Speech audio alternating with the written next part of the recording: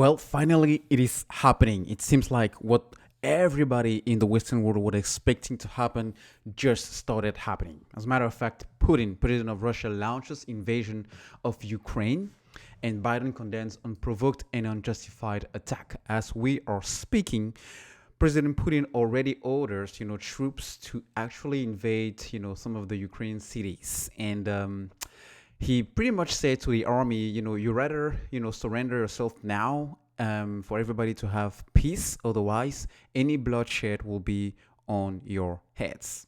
So it's it is what it is, all right. And what is even a little bit scarier when it comes to what he may say, it's in response to what all the other Western worlds, presidents are actually leaders, are actually saying. For example, Biden said the prayers of the entire world are with the people of Ukraine tonight as they suffer an unprovoked and unjustified attack by Russian military forces. Um, it's kind of scary to hear what President Putin said. He said there will be severe consequences if anybody tries to interfere with what he's actually doing with Ukraine. So it seems like he's pretty confident about not having any repercussion when it comes to what he's actually doing. He wants to do whatever he wants to do.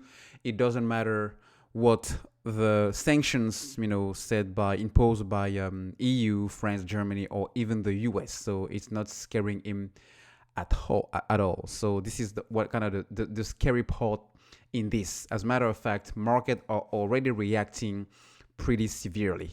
So oil is up almost 5%. If you look at the Brent oil, the one trading on the London Stock Exchange, it's almost at $99 a barrel. So flirting again with the $100. This was definitely something that we could see continue to escalate, and it's another risk into this crisis deepening and worsening the inflation calculation and making things a little bit worse than they already are.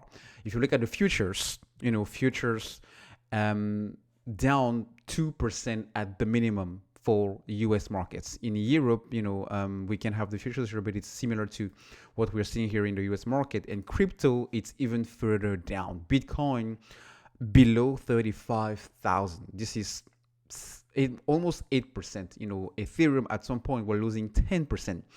And you can see across the board, everything is just tumbling. Everything is just sliding. Everything is just, it's panic mode. So for tomorrow, because this is after hours, for tomorrow morning, we can expect the market to be a little bit, deep in the red. I wouldn't be surprised if we see 5%, on the US markets and even the global markets. And maybe we can see a spike, maybe around 6, 8, maybe 10% on crude oil. So definitely we'll see how this will spread. So expect a bloody red day tomorrow. Now, how to navigate this? Well, first off, if you own some oil stocks, as I do, because 95 to 98% of my portfolio, it's majorly oil, and the remainder 2% is breaking down into between crypto stocks, the miners, crypto, and a little bit of Palantir on the tech side of things. So I'm expecting to be maybe flat tomorrow in my portfolio,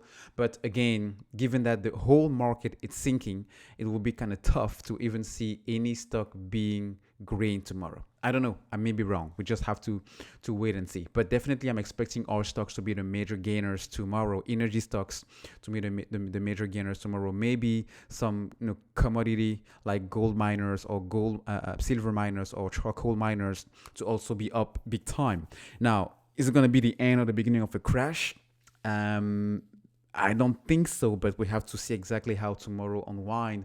Maybe there's going to be some, positive news coming now that we have a clear direction of what is happening. At least it is clear for the market and for people to expect what is coming. So maybe this annexion, into the cities of Ukraine, it's not a total worse situation per se. Maybe the UN with the other leaders, because nobody will want to have a war.